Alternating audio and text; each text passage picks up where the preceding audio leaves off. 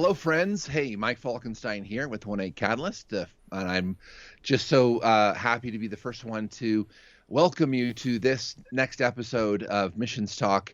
And I'm here again with my co-host, Steve. And Steve, we're going to get to do a episode just you and I. And this topic is one that is close to both of our hearts, right? So in this episode, we're going to be talking about best practices for churches in the area of missionary care.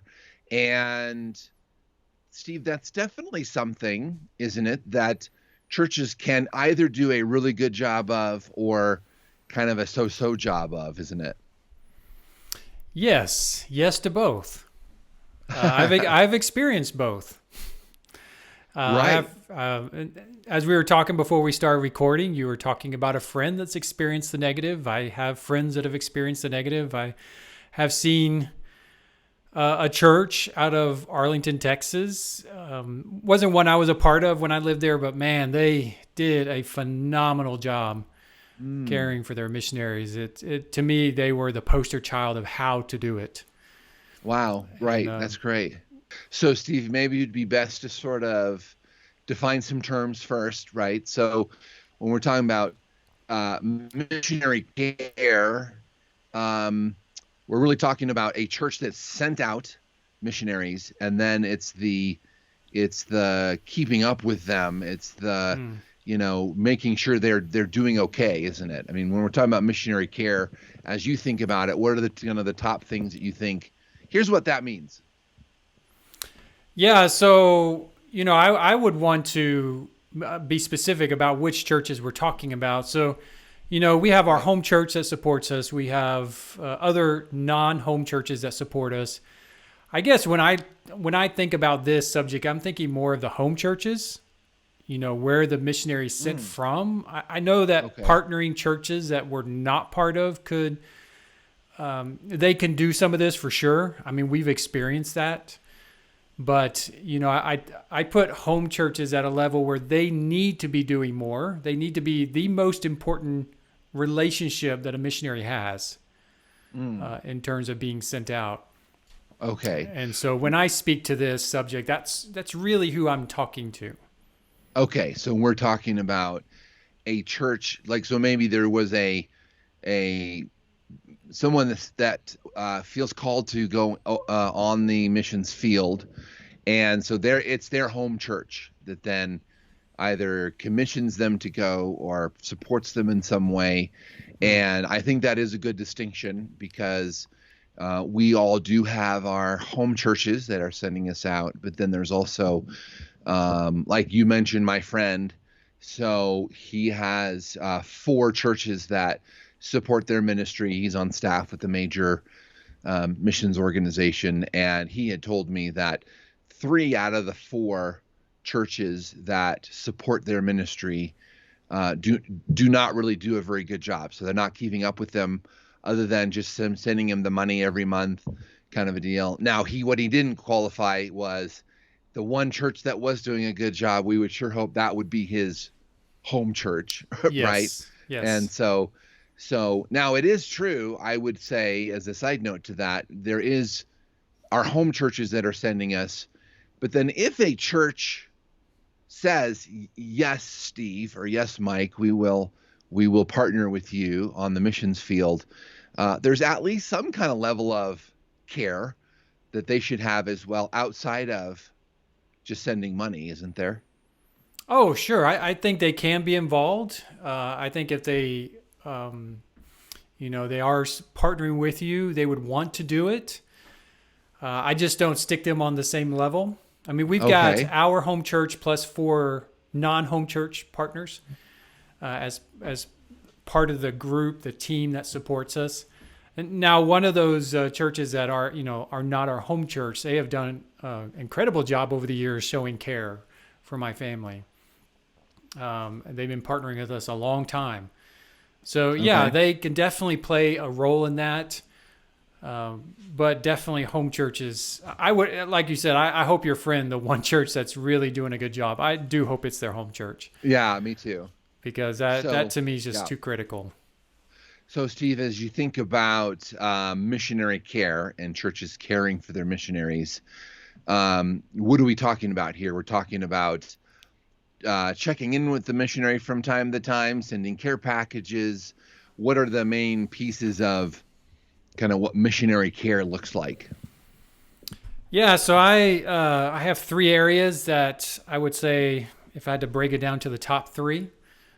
The first one would definitely be, like you mentioned, communication. Mm, Communicate with your missionaries often. mm, Especially the ones that are living abroad, cross culturally.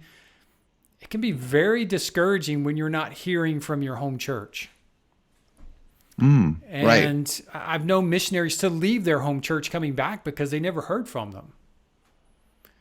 And there's Oh, actually no reason. Honestly, I would say that's a major fail when that happens.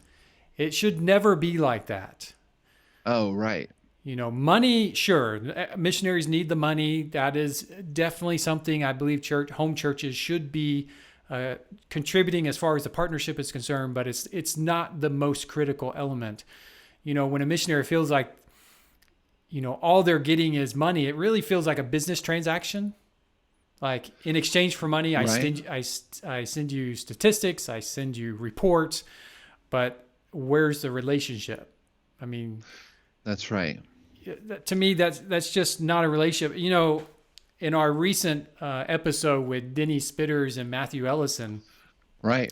Denny said something that really got my attention.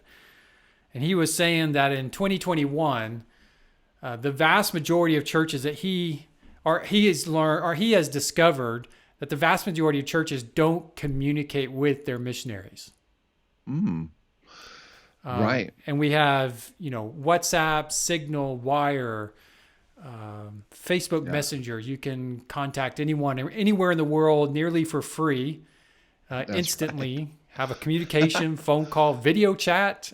Right. And like this week, I'm going through a virtual conference on Zoom, and there's several hundred people involved in this, and we're doing it through video. It's going very well, and there are people literally on every continent involved in this conference.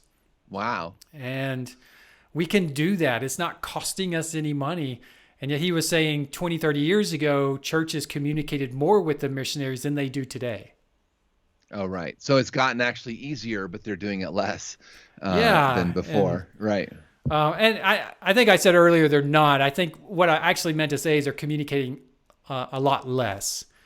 So Okay. even though we have more tools at our disposal, they're not communicating as much as they did 20, 30 years ago when maybe all you had was letters, long distance Hmm. phone calls. I remember first time I went to China, I had to go from my room to the front security gate of the university, and I had to go off campus to buy what was called an IP IP card. card. Yeah. You know those, and Hmm. then and of course where I was, you had to find it first. That was one chore, and then you had to go to the security gate at the entrance of the university to be able to use the IP card. I couldn't use it back in my room, so Oh, wow.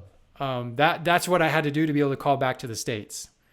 And now I Wow. just take my cell phone. I don't even get a SIM card where I go, and I just I talk with my Right. family instantly, messaging, video. I can be on the road in a tuk-tuk in India, doing a video chat with my wife. Mm. Um, Right. Right. And so in that regard, all this technology has really helped. Right. it absolutely And has. yeah. So, yeah. So, Steve, I would add to that just so when we're talking about communication with your missionaries, often, um, I remember when we lived in China, we had a church that, while it wasn't technically our home church, Mm. we have had this like long relationship with this church. I was actually the first church that I began going to when I became a Christian in high school, and so they always felt this kind of endearing, relationship with me and vice versa. And so for them then to support our ministry, it was always kind of a big deal. And, it was just such a big deal when we lived in China to be able to, get communication from them. And really, those were the early days of email, actually. Mm. And so we would get an email. How can we be praying for you? and they would remember by name, our kids, and we've been praying for such and such, and this, and that was just such a boon and a boost to us. And so part of the communicating often is really, when you're living in a different culture, having those people back home say, hey, we're praying for you, what can we be doing, is like a really big deal, isn't it? Yeah, I mean, it was. And you know what? I was thinking as you're talking, oftentimes we look at communication as phone calls, emails, which are all important. They're all critical, and they should be done. Very simple. Takes hardly, a few moments of your day. And we're not talking, for me, I'm not talking about you got to be on the phone every week with them. Believe me, the missionaries don't have time. You don't have time for that. But just on a regular basis, it could be once a month, once a quarter. I mean, that's right. If I had heard from my church once a quarter, that'd be great. I don't think any missionary is looking for constant phone calls. But there's that. Plus, there's care packages. Right. I was going to ask you about that. Yeah. That's another form of communication. A big deal. It's communicating your love, your care for them, and the fact that you would spend so much time and money to send cheap products from Costco. Yeah, that's like right. Boxes of mac and cheese or Lysol wipes. Something that doesn't really cost a whole lot of money here, but the postage costs more than everything in the box. Oh, that's right. That speaks volumes to the missionaries on the field. Yeah, it really does. And I think, that general topic has changed a little, because I know when we, maybe for some missionaries anyway, if you're in a major city in China now, you can probably get maybe not everything, but almost everything that, you could get here. Yeah, but, absolutely. But there are some of those missionaries that are in unreached or very remote areas where, man, even just like you said, Lysol wipes or something, it just it's a big deal. And what that communicates, isn't it, that hey, we love you, we care for you, we're here for you, and not only are we praying for you, but we just want to let you know. I mean, it's like getting any kind of gift. So this church that I mentioned, that was really a great partner of ours, had this Christmas gift program, and so you could actually, as a missionary, each of our family members could pick a gift of like $30 each or something. And, even just getting Christmas gifts. And so for those churches watching, I would say that anything like that is going to be kind of a win-win, isn't it? Yeah. And imagine if the missionary you support has kids. Every time we got a package, just the joy, the excitement on my kids' faces. It was like Christmas in the middle of the year when someone sent us a package. Mm-hmm. And it's true for the adults too. I mean, where I lived at that period of time, there wasn't, we could get some things, but there were things we couldn't get. There was things I could order from Beijing, of course, and have shipped, like a big giant case of Dr. Pepper. But there were definitely things we didn't have access to that were too expensive to ship from Beijing. But it doesn't really come down to whether you can. Of course, I tell people ship them things they can't get, but in the end, it doesn't come down to that. It really comes down to the act. Yeah, that's right, and what that really means. Yeah, and it doesn't even matter how much content is in the box. It could be a single box of mac and cheese, or that's right. I know one of my colleagues, his kids love mac and cheese, and they can't get it. They can't get it anywhere in the country they're in. Okay. And so, just sending that and it's a special treat. A bag of candy, chocolates. They can get chocolate where they live, but let me tell you, they can't get every chocolate, but just the fact that there's chocolate in it, I mean, their kids just go nuts over it. That's really great. That's really great. So I'm seeing here, Steve, you're our second kind of point towards best practices is something along the lines of for churches to create a plan for accountability and care. So I'm assuming this is a accountability of the missionary and kind of care for the missionary. So kind of expand on that a little bit. What are your thoughts there? Yeah, and before I do, I'm just going to say this. I actually had 4 points, and we said 3 because I only sent you 3. Oh, okay. I'm looking at my notes going, why is there more than 3? But there's actually 4, so we'll get to the fourth one too. Okay, great. No problem. Yeah, create a plan for accountability and care. The reason I say it that way is because if we don't create a plan for it, we're likely not going to do it. There's probably few people who are naturally bent on accountability and it's just part of their DNA and they want it and they want to give it or provide it. But I think most people are not. I think many, and to some degree, are resistant because accountability does involve pushback to some degree. It involves asking difficult questions. So I really believe creating a plan and a plan for accountability and care. How are you going to care for them? How are you going to hold them accountable? Make sure the missionaries know it. Don't just surprise them. Hey, call them up one random. Right. How are you doing in this area? Make sure they know how you're going to do that. Because there is some reciprocal accountability that needs to take place. Because if the church isn't doing what they say they're going to do, then the missionaries should be able to speak up and say, "Hey, you're not doing your job." Yeah, that's right.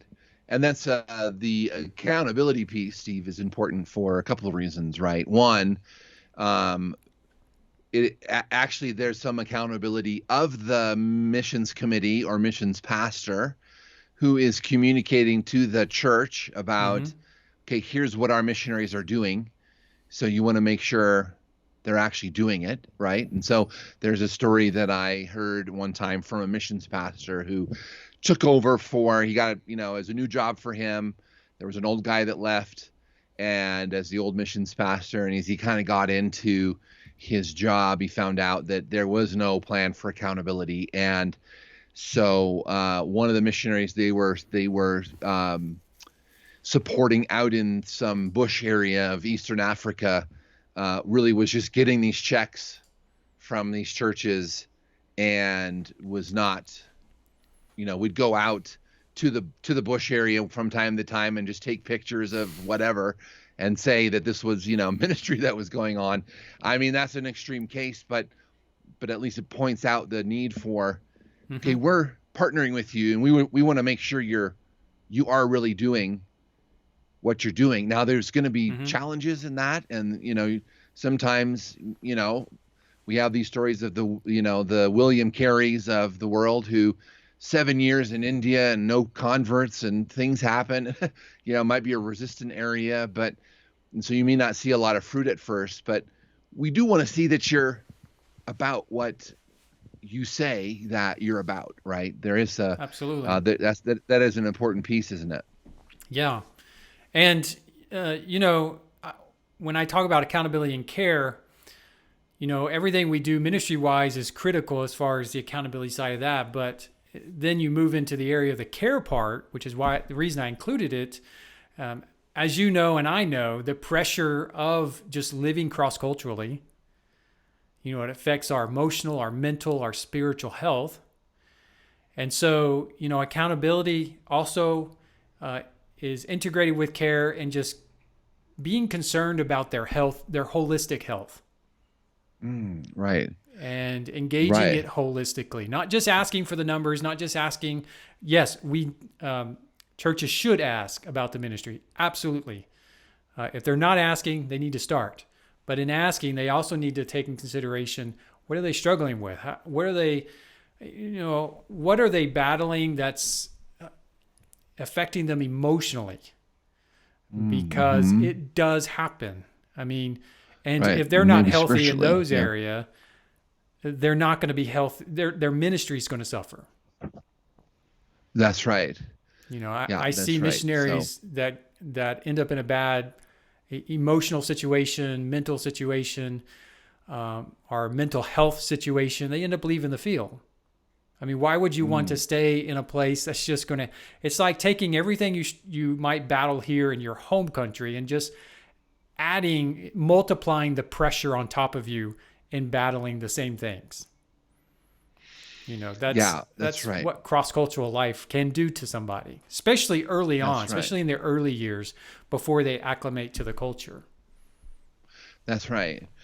So, Steve, that brings up a question in my mind. Would you say that, I mean, if you're really creating a plan for accountability and care, as you've laid out, would part of that plan include, I mean, if it would be possible, someone from the church actually visiting them, in their area every X number of years? I mean, I would think, boy, if we could get kind of in front of these people from time to time and really find out what's going on, that would be a good part of the plan, wouldn't it? I think it should.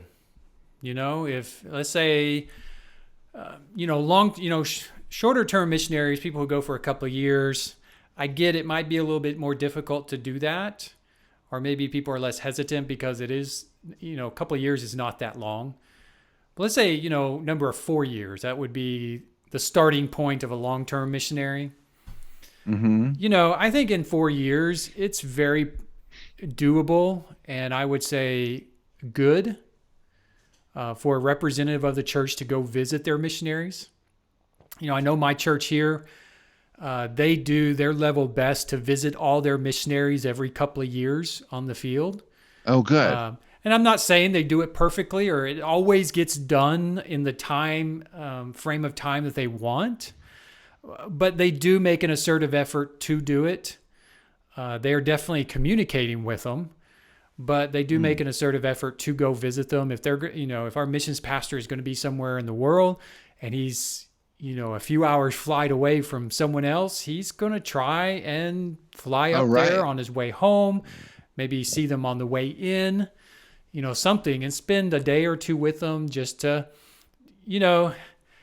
it's encouraging when someone comes to visit you. I mean, Yeah, it does. we've had friends come visit us before, when we lived abroad, and it was extremely encouraging and nice and refreshing, and you just feel it's like you feel regenerated, so to speak.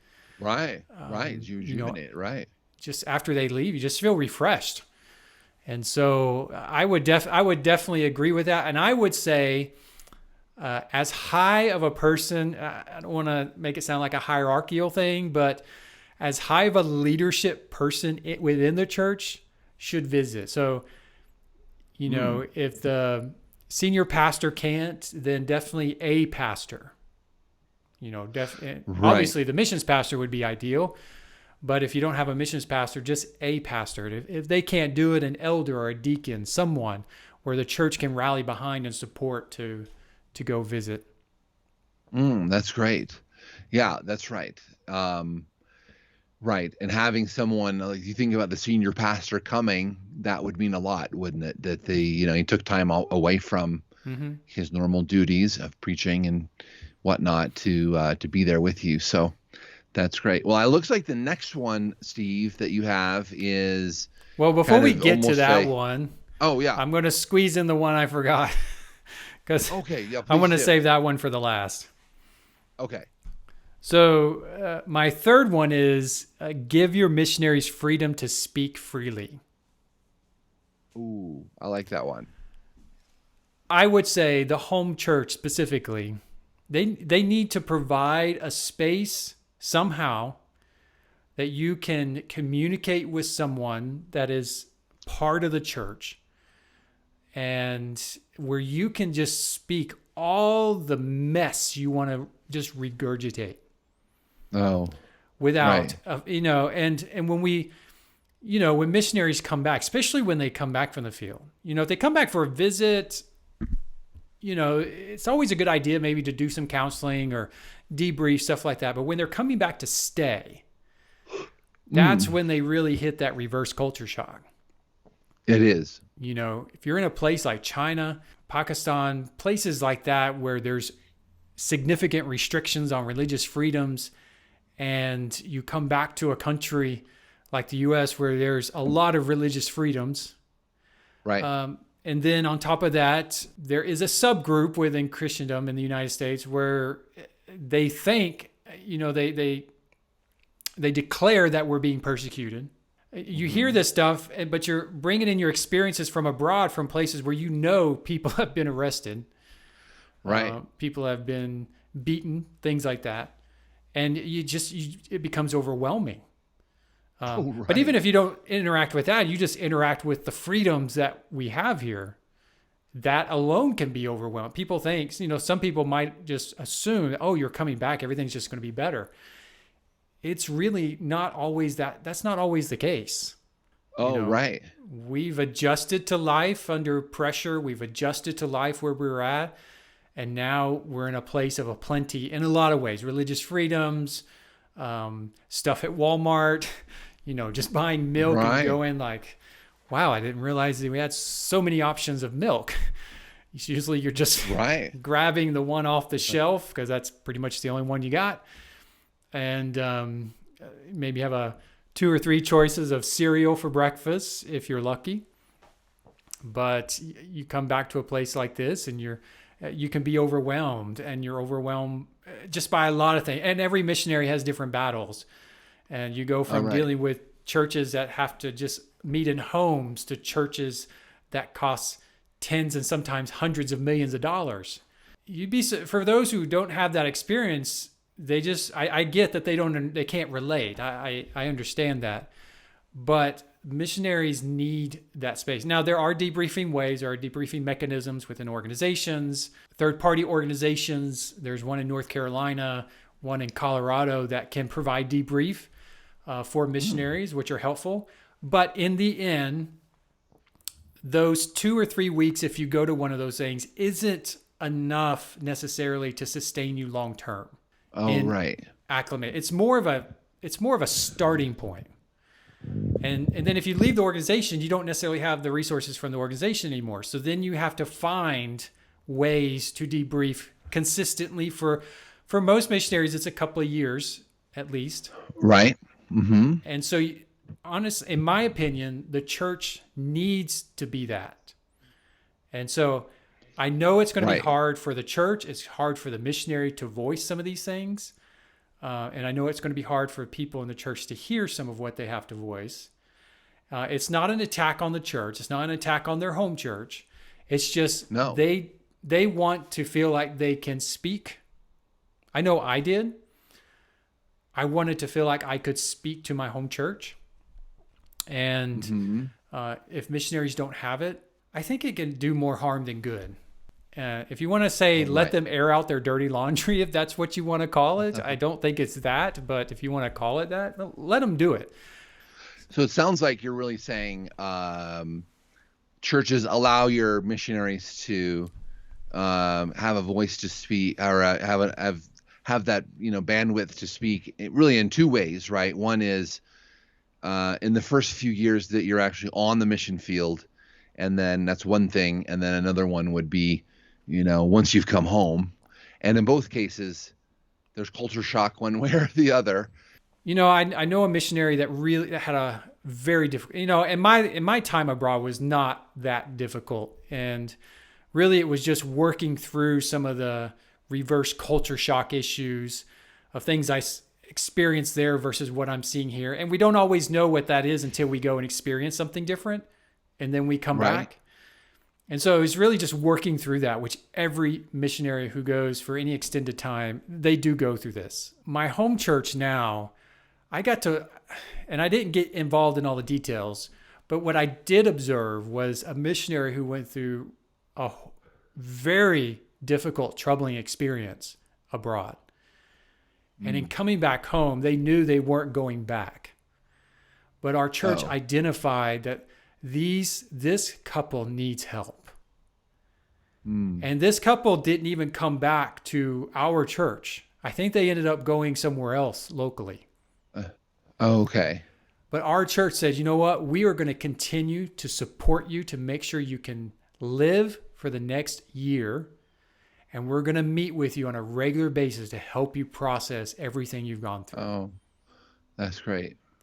Now, I don't know what he shared. I don't know what they had to process, but I know it was difficult. But our pastors were mature enough and strong enough to know that it was not an attack on anyone. It was just this couple needed help, and they needed to process through the good, the bad, and the ugly. Right. I'm sure they did. Yeah. And certainly that gives a good inside look into, the leadership of your church, right? That they would take the time to do that. So that's great. Well, Steve, the last of your items here is support, commission, and send only those who are willing to be held accountable to your church. And I think that's a pretty big one because, yeah, if the church itself is gonna create a plan for accountability, and you want to send only those people that they're kind of on board with that, right? I mean, it's pretty simple. I mean, for churches, don't get behind someone you're not willing to hold accountable. And it's also speaking to potential missionaries. Don't demand that they support you if you're not willing to be held accountable by them. That's right. When we go out, when we're seeking support, we are seeking financial support. We're seeking prayer support. But right. If we're not willing as missionaries to be open to the accountability, then why are we even wanting to go in the first place? Yeah, that's right.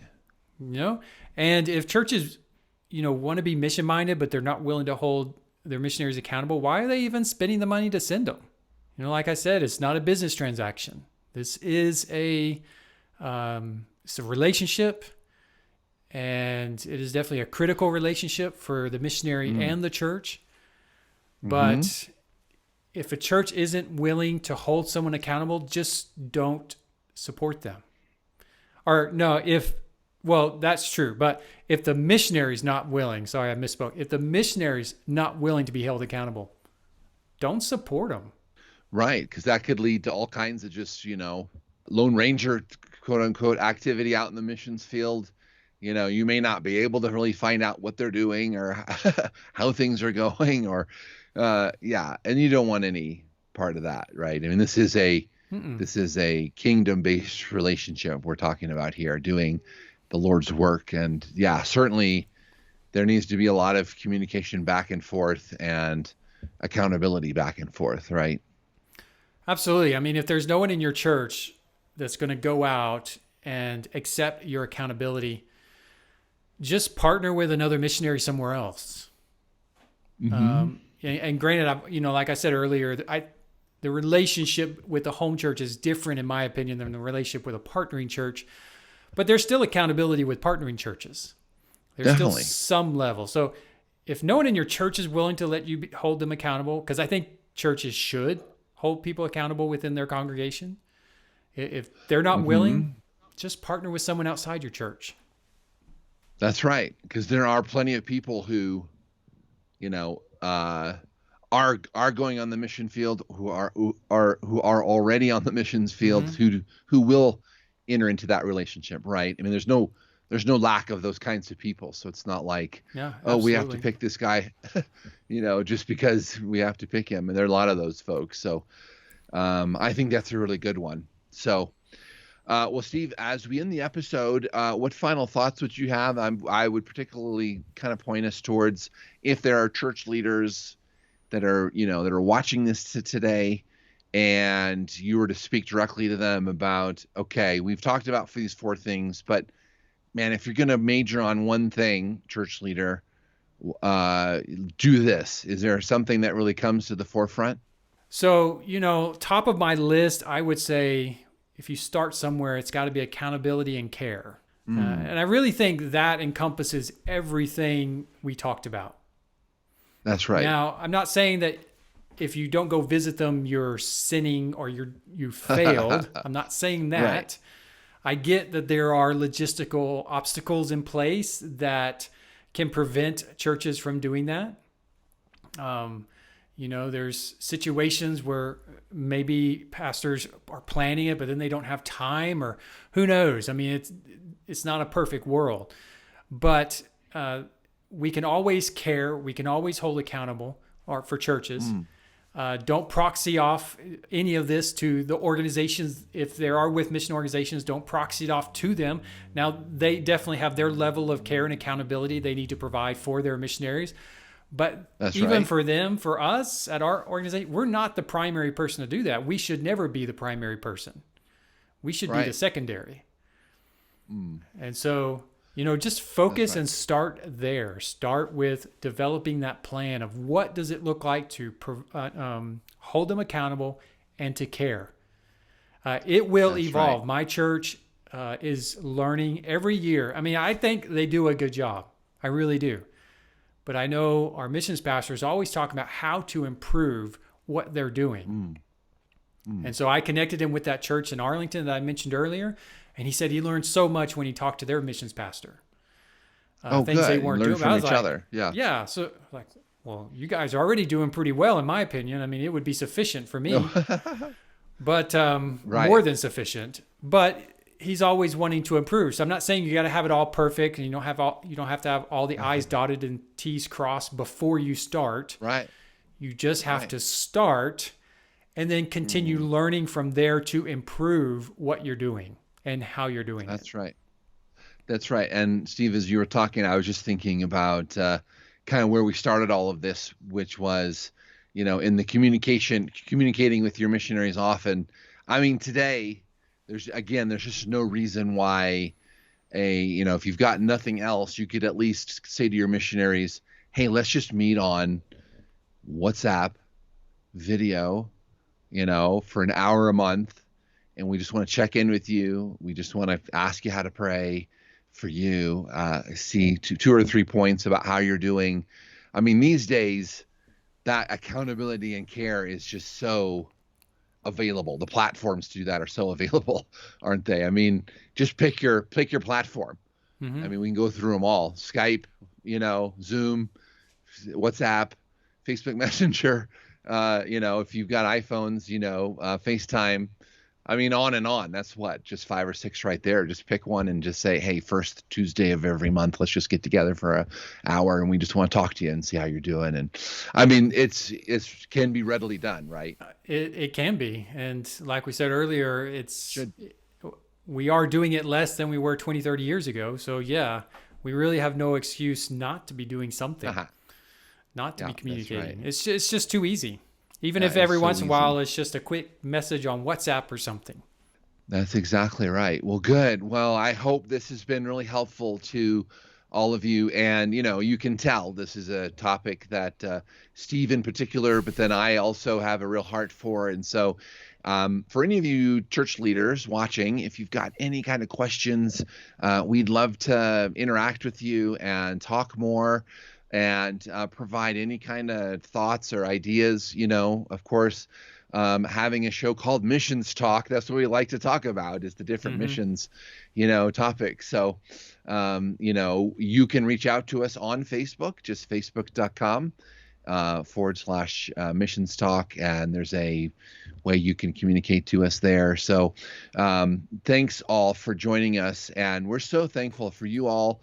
And, if this is a help to you as well, I would say, feel free to share this video with your friends on Facebook. And we'd love to just get this out to as many people as we can. So thanks, everyone. And we'll look forward to having you on the next episode of Missions Talk.